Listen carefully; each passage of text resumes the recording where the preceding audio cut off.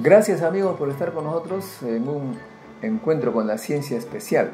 Vamos a tener una entrevista con el ingeniero José Enrique Millones Solano, ingeniero civil, experto en la interacción de las grandes obras y la ecología, y actualmente decano interino de la Facultad de Ingeniería Económica, Estadística y Ciencias Sociales. Gracias, ingeniero, por aceptar esta entrevista. Se trata de, en primer lugar, preguntarle sobre la facultad. Usted acaba de ingresar interinamente. ¿Cómo ve la facultad? ¿En cómo se encuentra y hasta dónde piensa usted que debería avanzar? ¿Por dónde tendría que avanzar? Efectivamente, una pregunta muy interesante. Yo ya la veía venir desde el punto de vista de lo que es en este momento la Facultad de Ingeniería Económica, Estadística y Ciencias Sociales. He tenido la oportunidad de estar trabajando en los últimos 40 años en la Facultad de Ingeniería Económica y le he visto que ha venido evolucionando en cuanto al desarrollo de materias importantes, estructurando realmente un programa siempre innovador, y más aún ahora que comienzan los doctorados en economía, que se inician a partir del año 2020 y que estamos reforzando todo el sistema realmente a través de las certificaciones que tenemos en nuestra facultad, que es la certificación ABET y la CINEDU, que prácticamente acreditan a la universidad y a la facultad nuestra en este tipo de carrera universitaria, ¿no? Bueno, ahora estamos a puerta del examen de admisión de la UNI y los estudiantes se dicen, ¿qué voy a hacer si es que me gradúo como ingeniero economista o estadístico o científico social? Pero básicamente sobre el ingeniero economista. ¿Qué haría un joven al salir con el título de ingeniero? Bueno, lo que buscaría es resolver los problemas económicos a través de la ingeniería. Por eso la formación en ciencias exactas, ciencias físicas, químicas, es el objetivo que tiene ahora nuestra facultad para formar ingenieros economistas. ¿Cómo fue el pensamiento que lo tuvo en su oportunidad el fundador de la escuela, que fue el doctor Luis Felipe Lacasa Grieve, cuando en el año 64, siendo profesor de varias facultades de la universidad, decidió llevar adelante la fundación de la ingeniería económica, ¿no? Que era prácticamente, recuerdo mucho, era un ingeniero que resuelva los problemas económicos. Esa forma es la que se plantea y creo que es la que tiene que tener como ideal la formación del ingeniero economista en nuestra facultad. Ahora bien, la parte económica tiene que ver en estos tiempos con la relación de las grandes obras y el ambiente, el entorno. Los organismos internacionales están muy preocupados, la población no tanto, porque no se da cuenta, pero es un gran problema esto, ¿no? Efectivamente, y entonces la idea inicial de la formación ambiental en nuestra universidad tenía como exclusividad la inclusión de la dimensión ambiental en todas las carreras, pero como esta no fue posible, se ha ido adaptando de acuerdo a algunas de ellas, entre ellas fue la Facultad de Ingeniería Sanitaria, Ambiental y Sanitaria. Pero en la Facultad de Ingeniería Económica se tiene cursos muy fuertes relacionados a tópicos de impacto ambiental, evaluación económica de impacto ambiental, valoración económica y todo lo que implica economía y medio ambiente, y ahora último un curso que se está dando, que es economía ecológica, ¿no? Es un tema bastante interesante que plantea el resumen de los últimos acontecimientos de alteraciones o problemas ambientales que se presentan a nivel mundial, regional, local, y que tiene muy en cuenta las decisiones políticas, económicas, porque si no tomamos en consideración de que deben incluir la dimensión ambiental estas decisiones, los problemas se agravarán en perjuicio de las poblaciones, es decir, ¿no?, las poblaciones vulnerables, y es donde se habla de discriminación ambiental. Donde se habla de discriminación ambiental es el tema justamente que se presenta como una situación donde las poblaciones más vulnerables son afectadas en gran medida por estas situaciones de alteraciones ambientales, y por eso las inversiones deben ser debidamente canalizadas, tomando en cuenta el entorno en todo el sentido amplio de lo que son los aspectos sociales, culturales, religiosos, étnicos, exactamente lo que preconizan siempre los programas mundiales, el enfrentamiento a la solución a los problemas que aquejan el mundo, como actualmente lo vemos, y que aparece como el calentamiento global, como lo que se llamaba efecto invernadero, y con lo que inicialmente fue la superpoblación que se daba, la escasez del agua y todo lo que es la falta de recursos, como fue la creación o desarrollo de las fuentes nuevas y renovables de energía. Entonces hay una serie de aspectos que realmente marcan el desarrollo de la evolución ambiental, y que esto en la Facultad de Ingeniería Económica al menos se trata de involucrarla para que los ingenieros economistas al salir sus decisiones sean acompañadas por la temática ambiental. Es el caso, como le comentaba hace un ratito, doctor. Sí, eso quería preguntarle, sea lo que se iba a referir, pero justamente el Amazonas, ¿no? Exactamente. El Amazonas es un gran ambiente que involucra Brasil, Venezuela, Colombia, Ecuador, Perú, Bolivia y qué más. Sí, bueno, el tema es que en primer lugar hay esta acción del presidente brasilero Bolsonaro, que aparentemente ha impulsado, ha incentivado un poco la invasión de las empresas a la selva, causando lo que ya sabemos, grandes incendios. Y como usted hablaba de poblaciones vulnerables, la gente que vivía allí miles de años se ven afectados de una manera atroz. Daría la impresión que todavía estamos en la época de la colonia, que invadimos territorios sin consulta y sufren ellos sin haber pedido nada. Es lo que ahora llamamos pues la discriminación ambiental. Discriminación ambiental. Porque realmente afecta a las poblaciones más vulnerables, ¿no?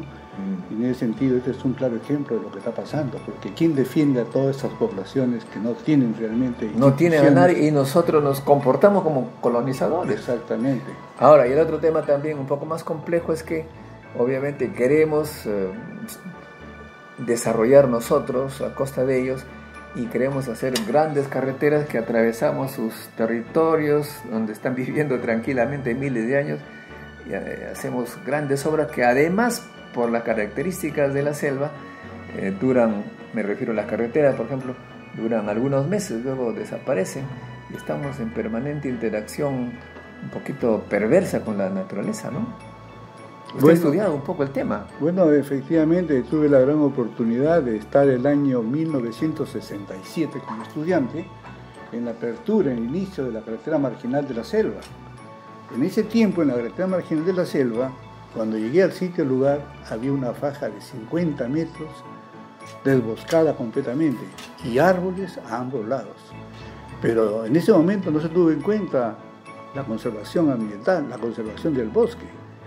¿Y qué sucede? Años después, ese bosque desapareció, y como consecuencia de ello, las obras de ingeniería son afectadas gravemente por las alteraciones que el mismo hombre ha provocado al producir un desbosque, cuando ha debido manejarse eso con criterio ambiental. Es decir, pudo haberse hecho la carretera, pero considerando fajas de protección forestal que permitieran que realmente la carretera, la obra de ingeniería, fuera realmente protegida, y además conservando la biodiversidad de toda el área, porque la selva no es árbol, no solamente son árboles, la selva es también biología, recursos vivos, como son los microorganismos, como son los mamíferos, las aves, y todo eso forma una biomasa, y en general esa biomasa no es solamente maderable, es biomasa animal, que estamos perdiendo, y eso hay que entenderlo así. Por eso estos proyectos últimos que se han dado en los 30 últimos años, realmente en la selva peruana, propio también de las necesidades de crecer, de desarrollarse, han podido hacerse, pero no se han hecho con criterio ambiental. No se ha estudiado antes. Claro. Por ejemplo, una cosa evidente que se observa no solamente en la selva, sino en otros sitios menos digamos, con menos verde, se hace carreteras y se corta el paso de los animales cuyo hábitat pues es alrededor de esta carretera y cuya supervivencia depende de ese transporte, ¿no? El tránsito. Claro. Animal, he visto en Europa, por ejemplo, que hacen carreteras y hacen puentes, ahí donde no parece que sea necesario, para que los animales pues hagan su vida normal. Acá parece que no tomamos en cuenta eso. Bueno, lamentablemente ese impacto ambiental se conoce como efecto barrera. El efecto barrera porque impide el libre tránsito de personas y animales. Es el caso nuestro, por ejemplo, en la serranía, en la parte realmente andina, donde la construcción de una carretera y la construcción de un canal de riego pueden realmente producir gran daño a la ganadería de camélidos sudamericanos, porque no pueden estos animales tener su actividad, que es justamente la zona de descanso, de alimentación, de reproducción, porque están divididos por esta franja que impide su traslado en las noches y en las mañanas para poder pues hacer su ciclo de vida que tienen que tener estas poblaciones. Y esto ocasiona degradación ambiental, abandono y en consecuencia las poblaciones económicamente se ven afectadas porque ya no pueden desarrollar su propia actividad. El otro tema que es preocupante también es la necesidad de transporte en la selva, pero algunos científicos nos dicen pues hay que hacer una investigación de largo plazo que nos toma 10, 20 años y ahí también hay una especie de freno al ímpetu del desarrollo. ¿Cómo usted trata eso? Y que realmente todas estas cuestiones que están relacionadas al transporte están en una base que es el IRSA Norte, el IRSA Centro, el IRSA Sur. Por ejemplo, nosotros hemos llegado con obras viales a los puertos de Yurimaguas, hasta el puerto que hace que realmente sea posible la conexión Río Guayaga, Río Marañón, Río Amazonas y salir hacia el Brasil. Entonces se ve pues claramente que la siguiente obra es la navegabilidad, pero una navegabilidad que permita realmente el tránsito de naves las 24 horas del día, los 365 días del año, para que sea rentable económicamente para las empresas que se hagan cargo del transporte naviero, ¿no? Muy bien, entonces habrá que seguir estudiando esto y la Universidad de Ingeniería tiene ahora la responsabilidad de investigar porque se ha creado también un centro de investigaciones de ciencias sociales en la facultad. Sí, efectivamente. Hay investigaciones en curso que permitirán reforzar lo que anteriormente se venía trabajando en la Oficina Nacional de Evaluación de Recursos Naturales en términos justamente de impacto ambiental y obras de ingeniería civil. Ahora hablando un poquito del ambiente Lima, ya aquí ya la cosa parece un caos porque nadie parece respetar el ambiente, hay basurales por todos lados. La Victoria nada más en el centro de Lima, digamos, es irrespirable, hay incendios. ¿Cómo analiza usted ese tema? ¿Lo han visto en la facultad del tema? Bueno, es un problema que lo vivimos permanentemente, ¿no? Porque, por ejemplo, la Universidad Nacional de Ingeniería, su población es netamente cono norte, en gran medida 80%, 90%. Sí. Y el gran problema, ¿cuál es? Es lo que hablábamos hace un momento con respecto al efecto barrera. Es decir, las poblaciones de Barranco, San Isidro, Chorrillos, Lince, no pasan porque tienen que atravesar 2 horas de viaje, 3 horas de viaje, y eso hace que mucha gente renuncie a irse a la Universidad Nacional de Ingeniería. Es un efecto barrera causada por el crecimiento no planificado del desarrollo urbano de Lima Metropolitana. Ese es un gran problema porque hay sendos estudios que señalan cómo debería haberse planteado el desarrollo urbano de Lima, no tener congestionamiento. E incluso del año 2000, cuando se hizo un plan de desarrollo de transporte urbano en Lima Metropolitana se plantean 7 COSAC, 7 corredores segregados de alta capacidad, y sin embargo el único corredor segregado de alta capacidad es el famoso metropolitano. Entonces estamos retrasados tremendamente en el tiempo con respecto a obras de infraestructura que ya deberían estar. Es, como le digo, fruto de un trabajo de años con respecto al transporte urbano de Lima. O sea que hemos tenido, varios lo han dicho, un crecimiento caótico.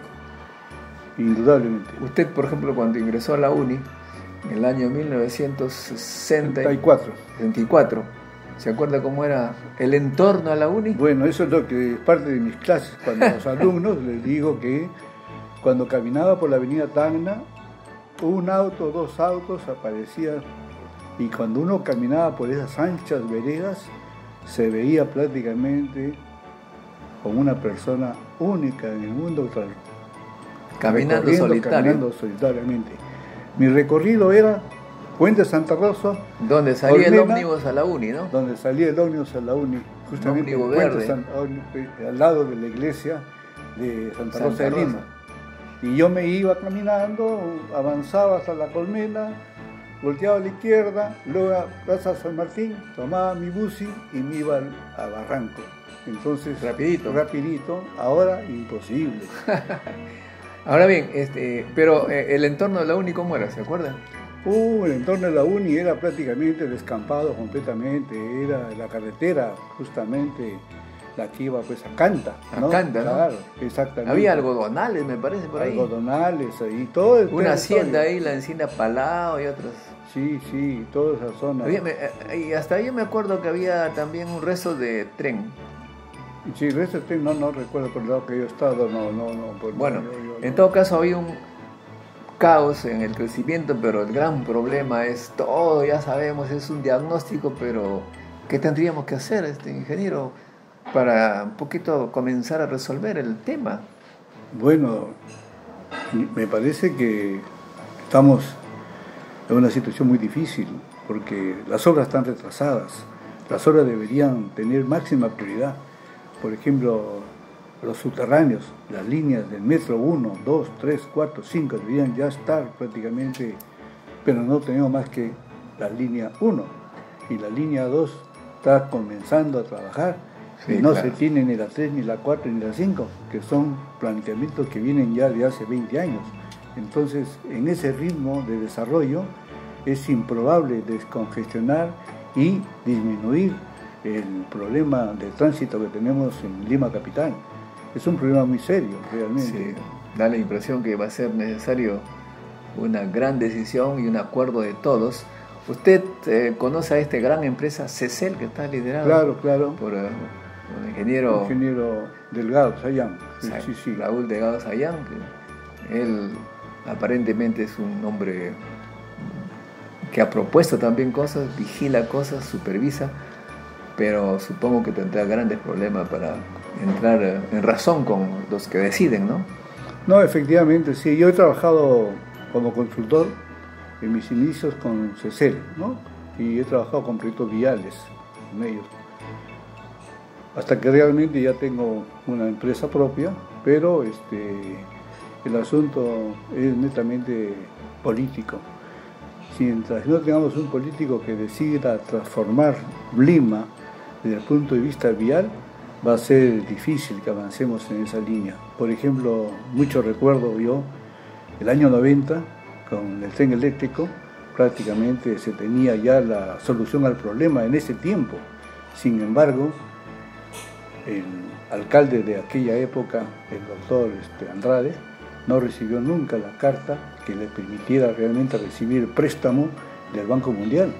Y entonces, cuando falleció, lamentablemente, el presidente Paniagua fue el que firmó esa carta, que fue la apertura de la entrada de dinero para la Municipalidad de Lima con el programa de Protransporte de Lima Metropolitana. O sea que este gobierno de los 90, aparte de otros problemas que creó, también está allí como en su mochila esta parte. Sí, los problemas realmente, por ejemplo, impacto ambiental es eso, el retraso de inversiones que ha acrecentado el problema de congestionamiento de transporte urbano, porque si se hubiera iniciado en aquella época, ya tendríamos el tren eléctrico a partir del año 94-95 y no tenerlo en el 2010, ¿no? Entonces son pues 10 años de demora, y esto pues ocasiona indudablemente acrecentamiento de los problemas ambientales. Por eso es que a mí, por ejemplo, me resulta bastante, como se dice, fastidioso enterarme cada vez de que los sistemas de transporte urbano que están en estos momentos liderados por los subterráneos o líneas del metro no estén avanzando, como lo están avanzando en otros países, ¿no? Así es. En otros países. Bueno, el tema es muy amplio. No sé si tendrá usted algunas palabras un poquito dirigidas a los profesores de la Universidad de Ingeniería, a ver si nos ponemos de acuerdo para hacer estudios científicos y también aplicar la ingeniería. Claro, entonces con la Universidad Nacional de Ingeniería, lo primero que se planteó en la época que estuvo como rector el arquitecto Soto Nadal era incluir la dimensión ambiental en todas las carreras de ingeniería, de tal manera que el ingeniero textil, el ingeniero petrolero, el ingeniero químico, todos, el ingeniero civil, arquitectos, tengan realmente una formación o una concientización ambiental.